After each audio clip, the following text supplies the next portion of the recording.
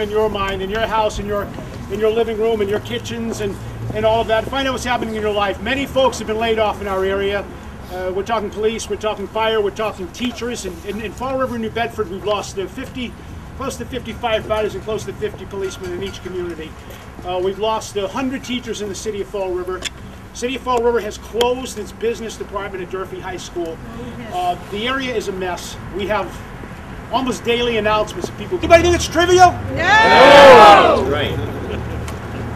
I think the governor's attitude is insulting to all of us. The governor wants to raise the tax that you would have to pay on a bottle of water. The governor wants to raise the tax that you pay on booze. The governor wants to raise the tax on candy. The governor wants to raise the meals tax. The governor wants to raise, or at least, well, according yesterday to the press now, he's backing away from an increase in the sales tax, and he's backing away from an increase in the income tax. That's good news. You know why? Because you people are speaking. You people are flooding talk radio. You people are writing letters to the newspaper. The governor, I think, is starting to get the message that we don't have any more to give. How this rally all got started was a couple of weeks ago. The governor went on a listening tour of his own. But the governor didn't invite us. Anybody here get an invite to the governor's listening tour? No, I didn't either. We didn't even know about it till it was over. And the governor had the gall to stand there in a private living room at Fall River and say, hey, 19-cent gas tax increase, that's only a cup of coffee. As though we're being non-patriotic or unpatriotic for not wanting to pay more. Mr. Governor, it's not a question about whether we want to pay more or we can't pay more. We don't have any more. That's right.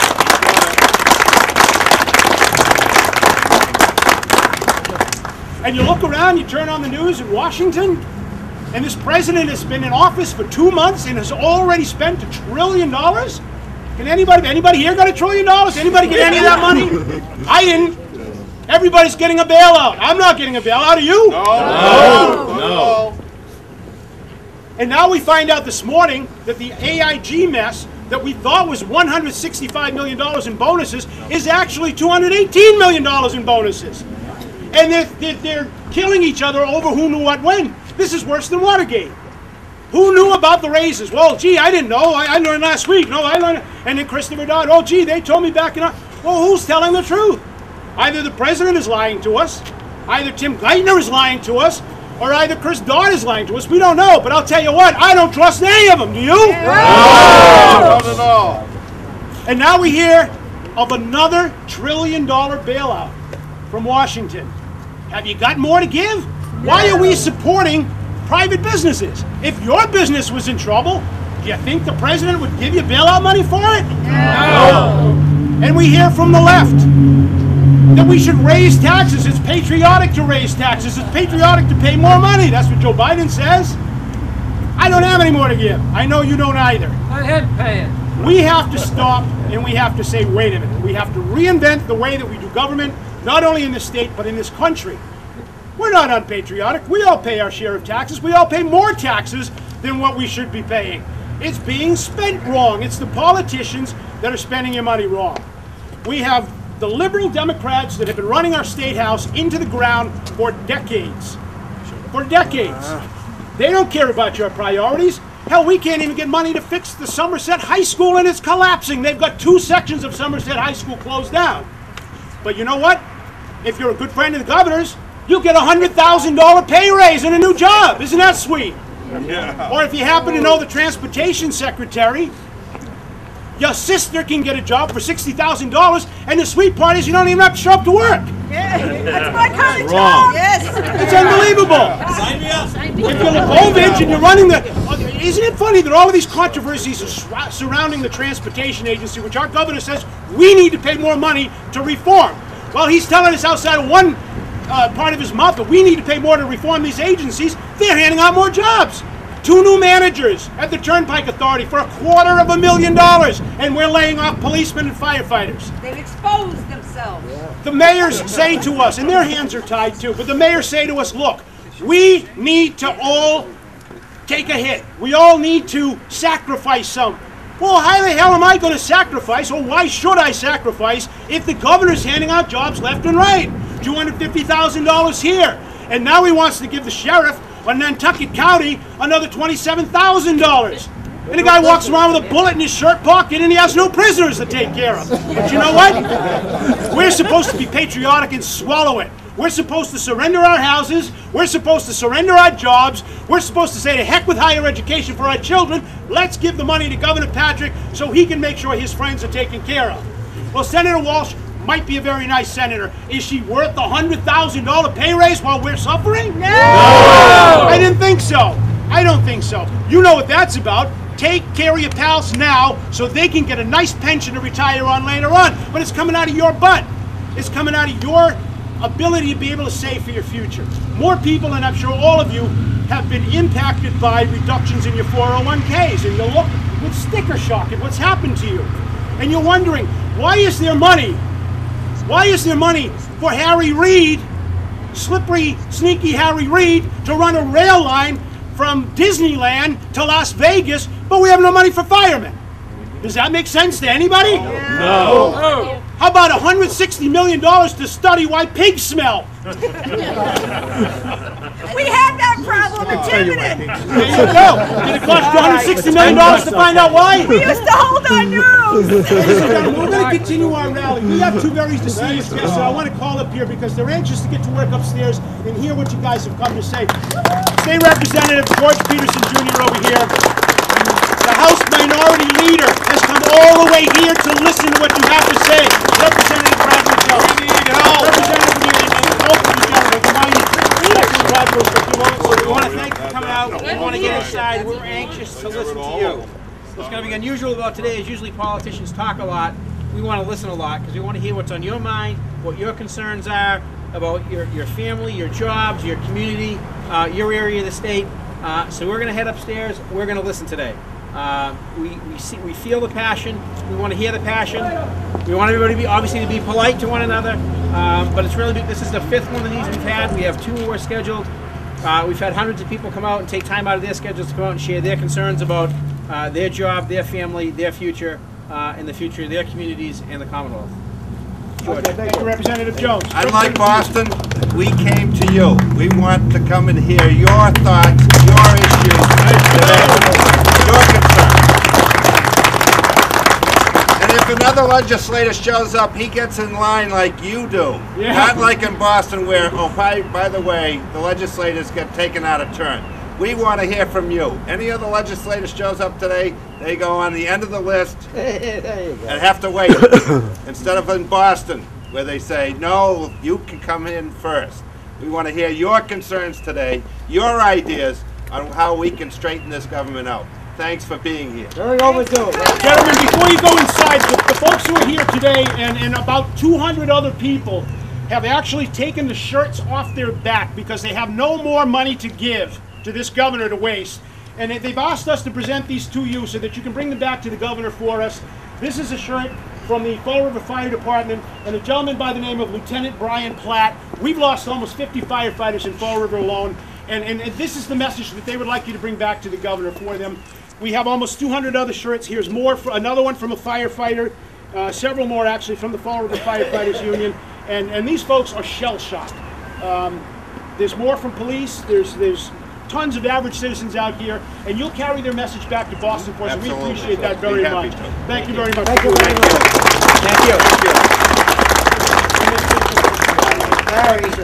Appreciate it. So these folks are going to be up on the 3rd floor. You can take the elevator up. If anybody has anything that they want these folks to hear, I know you're angry. Otherwise, you wouldn't be here on a Saturday afternoon, right? All right. All right. Don't worry about it. I'll take care of that. All right. Well, the thing about all of this is that we now have folks who have come forward and said, look, I'm angry, I'm not going to take any more, and we have to not quit after today. We have to continue the passion, we have to continue the fight, we have to continue to let the legislators and the governor know that we're not going to take any more of this. Governor Patrick right now has a 28% approval rating. Do you think that might have anything to do with the fact that he thinks your concerns are trivial? Yeah, right. Well, you know what? The governor's going to come down here next year because he's up for re-election. And you know what? When the governor comes down here and asks for your vote, I hope you tell him how trivial you think he is. Okay? How trivial he treats you, how trivial he thinks your futures are and your children and everything like that. So we have to stay vigilant. Barney Frank is walking around this country as though he's God's gift to saving the banking crisis. Barney Frank started the banking crisis in this country. Is Barney Frank still in office? Yeah. And Chris Dodd, another disgrace to this country. These are the people that gave us this mess, and they're trying to blame President Bush for it. It's unbelievable what's going on in this country. We have to stop it. It has to stop here. We can't afford any more. We have to get new blood. I don't care. I see Democrats here, I see independents here, and I see Republicans. This is not about Democrats, Republicans. This is about trying to live and stay above water in this state. They have to listen to us. We're not going to stop until they get the message. We can't afford a gas tax. 19-cent increase in the gas tax. And if some of those people had their way, it'd be 25 cents a gallon. Anybody got that laying around somewhere? It's just a cup of coffee, right? Coffee doesn't cost that. Coffee doesn't even cost as much. Yeah, absolutely. So the governor has no respect for us. We are more respectful than he is. We will present ourselves like ladies and gentlemen today. We will say, hey, look, this is why we're here. This is what we can afford to do. There were a few other people I wanted to bring out here to speak to. I saw Al Alves here a few minutes ago. Is he still here? Maybe went inside. George DeCombe is here. I wanted to get George to say a couple of words too. George DeCombe, can you come on up, George? For those who don't know George DeCombe was a candidate for mayor in the city of Fall River, and he understands your pain. He understands your pain. Well, I'm no longer a candidate for mayor, but an avid listener of Barry's, and I brought with me the reason why this is important. You know, it's only a cup of coffee, but Mr. Patrick, it's my cup of coffee. I should have some say. And it's not just about not having any more. It's about taxation that needs to be done in a fair and equitable way. You could have, or there's some haves and have-nots that does not give permission of government to dip into us anytime they feel that it's necessary. I am not a Republican. I am not a Democrat. I'm an independent with strong libertarian tendencies, as I was telling Barry. I think it's very important that we make our voices known, and I actually am very encouraged to see everyone here. I wish we would have had 2,000 or 3,000 people, but I understand the pressures. I think the two parties in this particular state, I think it's a very sensitive issue, and I wish we could move forward and beyond this kind of nonsense, especially when we have people in all of our pockets telling us that we need to tax our way out of a problem economically and intellectually. That makes absolutely no sense. I'm here for myself, for all of you, and of course for my son Mason here. He does not need, nor does he deserve to inherit a state that believes that taxing and money can fix all issues. And I am from Fall River, by the way, and I do see some people represented here from the fire and police, and I cannot tell you that I am not feeling as safe as I was 3 weeks ago and a month ago in Fall River. I'm simply not feeling as safe. And when I'm hearing of positions being filled, positions that have not been filled in a decade, I am not just repulsed. I am beyond repulsed. I am beyond my lexicon, quite frankly, of a word to describe it. But Barry does a good job of that every day. And his energy, and I want to compliment the station for allowing Barry to be there, because we need this kind of tenacity. And I've heard complaints of Barry being very angry and irate. Well, for me, you're not irate enough, Barry. Keep going. Okay. Thank you, George. Thank you. David Rose is for the Republican Party from the city of Fall River. Dave, can you come up and say a couple of words for us? Sure.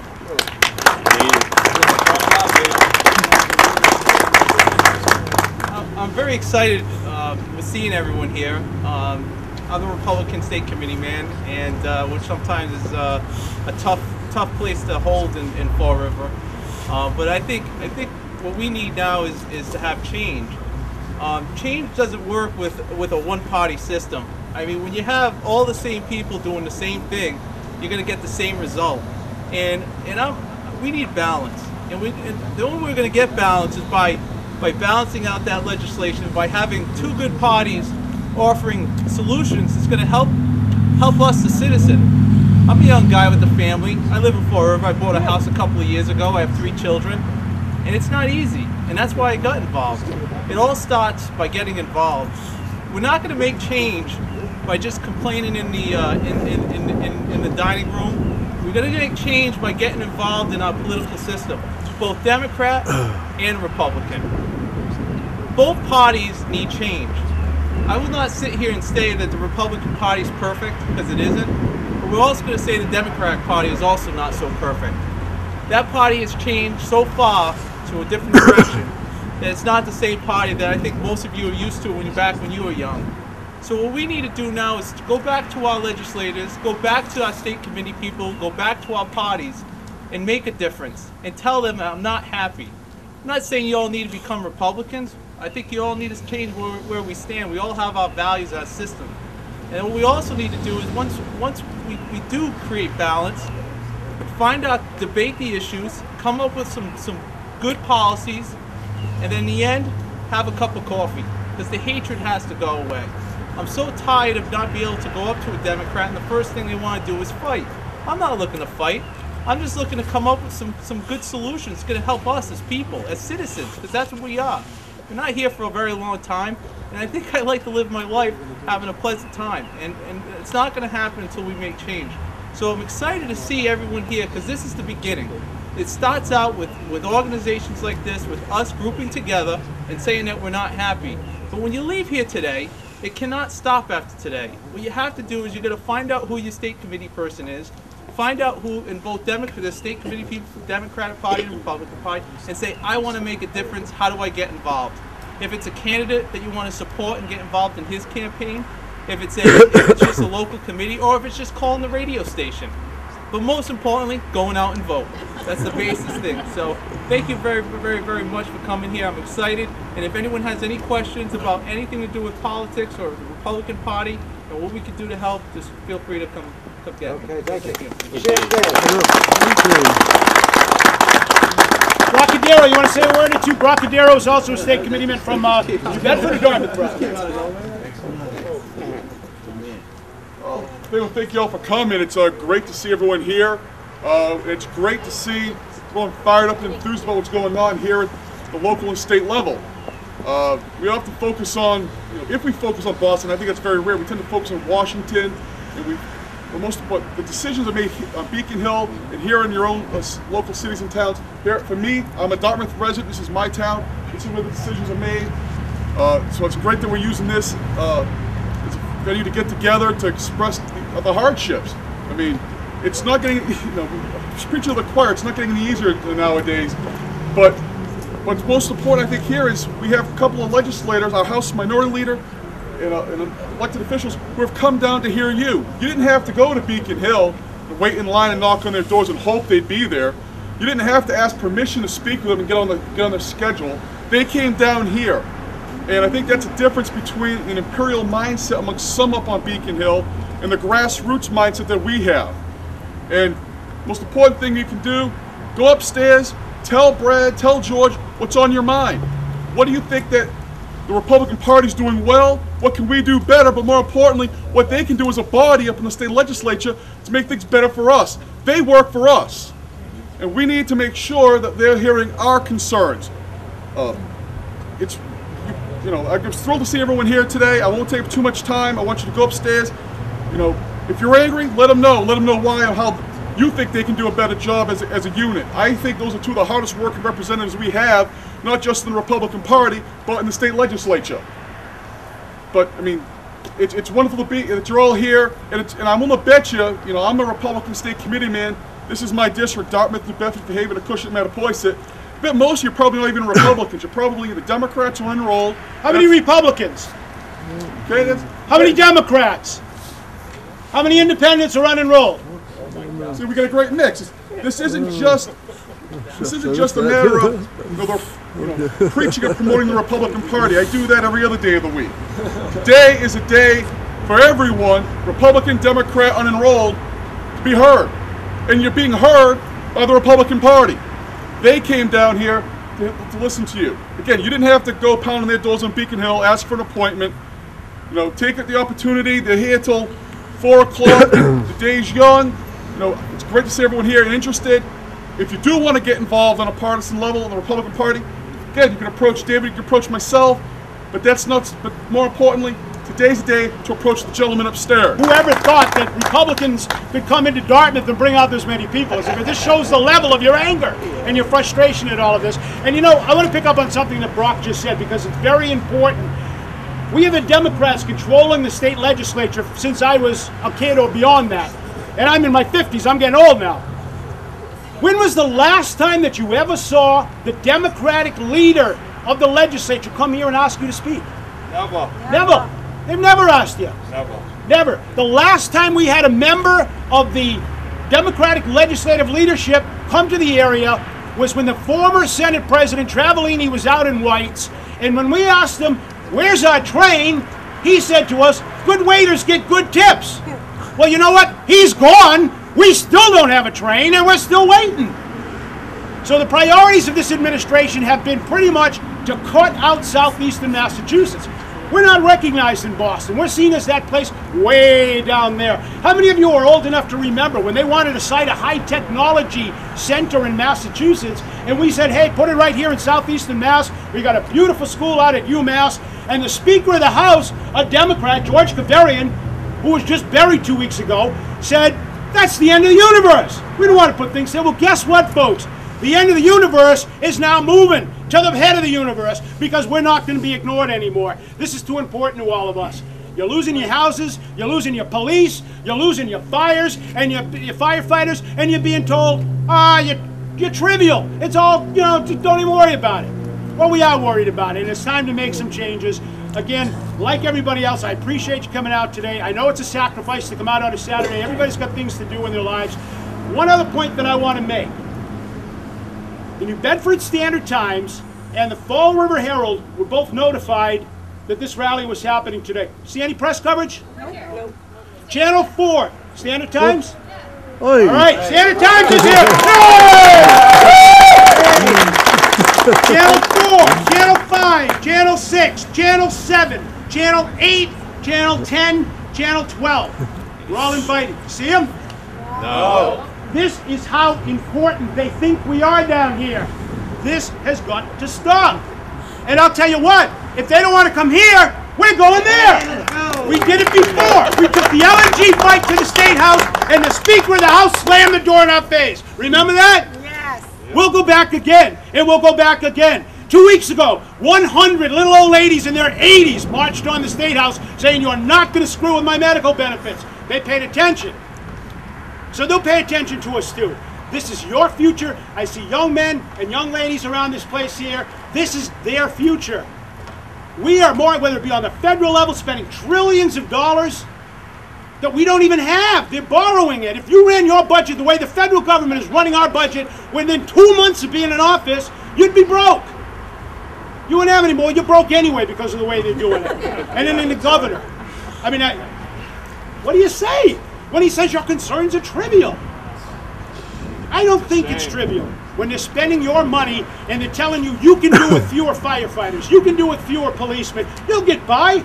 It's only a cup of coffee. Just remember that. Every time you go into Dunkin' Donuts or Honeydew or wherever place you go, it's just a cup of coffee, right?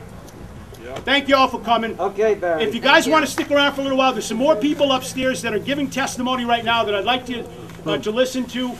Former City Councilor Al Alves from Fall River is here, and several other folks. It's a nice day. We can stick around. If you guys have anything at all that you feel that these gentlemen up here should bring back to Boston to tell the governor, they're bringing all these shirts. We got almost 200 shirts over here that they're bringing back to give to the governor. Anybody has a concern, whether it be police, I notice we've got some firefighters and policemen from Fall River here, and we appreciate it. Hopefully you guys can explain to them so they can explain it to the governor in language that even he will understand how important it is to keep our firehouses staffed. You know, I mean, if you can relay that to them, I know they understand. And maybe they can get the point to the governor, so maybe the governor will understand as well. Don't forget, next year, Barney Frank is up for re-election. Everybody ready to give Barney another vote? No! No! Governor Patrick is up for re-election next year. Anybody ready to vote for him again? No! And the other guy, who's going to challenge the governor, the treasurer, Tim Cahill. Well, he found millions to fix his office up and put new furniture and drapes, so it looks really pretty for all of his guests. He's going to come down asking for your vote next year, too, and I hope you tell him the same no. All right? As Brock and David pointed out, this isn't about Republican versus Democrat. This is people. We are in the deepest recession that has occurred in my lifetime, and probably in all of your lifetimes as well. This is serious business, and to have the politicians dismiss us as simply being trivial cuts to the bone with me. Okay? And I know it cuts to the bone with you guys too. So when they come to us and say, can we please have your vote? Sorry, your campaign is trivial as far as we're concerned.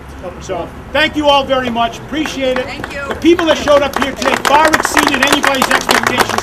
When these guys were planning this listening tour, we said, hey, wait a minute.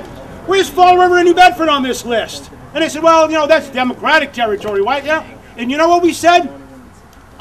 This is people territory. We're not green, we're not red, we're not blue, we're people. We bleed red and blue, that's for sure. And of course now we're bleeding green because they're cutting our wallets open and all of our money's running out of them. So they said, you know what? You think anybody would turn out? They said, we get a couple of dozen people, it's a major success. Well, I would say you guys made this a major success today. It's all about you guys. It is about your future. And the future of that young man over there with George and that other young man that I just saw walking by, that's what this is about. Appreciate y'all coming. Stick around if you want. I'm having a ball meeting all you people and talking to you. You going upstairs? Mo's going upstairs. This is Mo, by the way. Everybody here's Mo on the radio. 85 years old with cancer, and he's out here today, all right? Don't make me older. Thank you all very much. Oh, gee, okay, yeah. Always wanted to meet him. He's the man. You know what? If you go into this elevator, it's way around the back.